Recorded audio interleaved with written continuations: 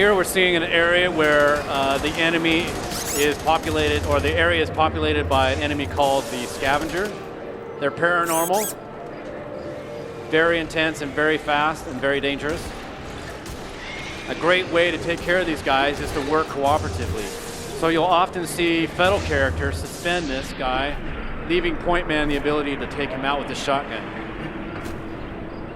And then right there, we also saw the ability for Fettel to take advantage of Point Man's slow-mo. So anytime that Point Man uses his slow-mo, Fettel can use a special power attack that cleans out an area radius, roughly 10 feet around him, and knock players back, often killing them.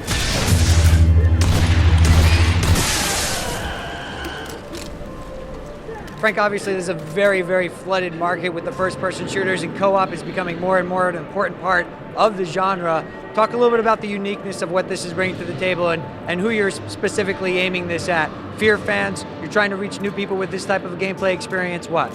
We're definitely trying to get the Fear fans, but we're really trying to go after the social gaming market as well. And that's what co-op really achieves. Co-op lets us have two guys or two people sit together on a couch or play on network and have this experience together. And that's really important for the evolution of what Fear franchise is.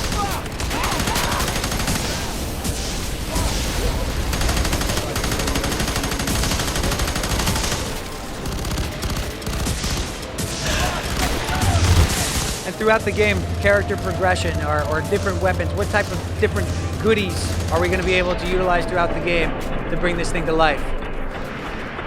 Well, Point Man has his array of weapons. A lot of them are from the first Fear games. So if you love those weapons, you're definitely going to see those again. We've introduced a couple new weapons, like the one down there with the beam weapon. Fettel, of course, he has his ghost abilities, which are all 100% new. And there's definitely some abilities that both players can use when they work cooperatively that are new.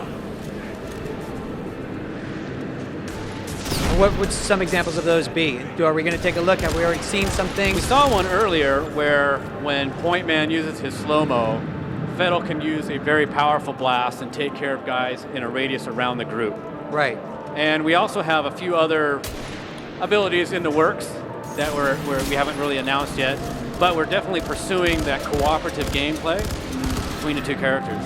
Excellent. So communication is going to be key in terms of executing on those properly, making sure that both players are on the same page. Yes and no. We definitely want to have that uneasy alliance between the two characters.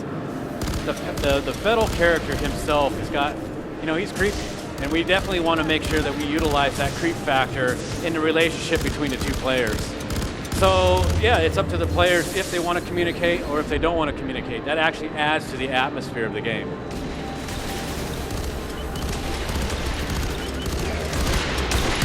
So what's happening right here? We just saw them utilizing a computer terminal to do what now? Arm this mech? Well, they're trying to gain access to the mech onto the right. And there is was a Phase Caster up in the corner. Phase Caster is a new enemy type for the Fear franchise. They're tough. They're utilizing the Alma Psychic universe powers, and they're able to bring in guys into the fray. And so you definitely need to take those guys out first and clean the area up before you can move forward. But once they get into a mech, taking on these guys on foot, that's easy. But when they get up a little bit further, we're going to see some mech on mech, and we're going to take advantage of Day One Studios' experience at making mech combat. And I think it really shows how a studio with that kind of background can elevate the mech combat in a Fear game. And who doesn't love mechs? Let's be honest, right? Yeah. Mech combat. Power armor is really good. It's great. You kept mentioning several different times about taking the Fear franchise to a whole new level. Tell us why it was the right time to do that with Fear 3 and what you're really hoping to achieve in terms of elevating the franchise, where the places you're trying to bring it. Well, when we went into Fear 3, we just wanted to make sure that we were making a game that was going to stand out. Stand out above the first Fear games and stand out amongst our competitors.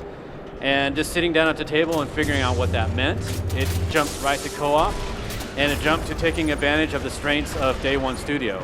And so yeah, we have co-op and we have enhanced mech combat, but we didn't want to steer away from the tenets of Fear. And so we have the frenetic combat, we have the really great storytelling, and of course we have the horror.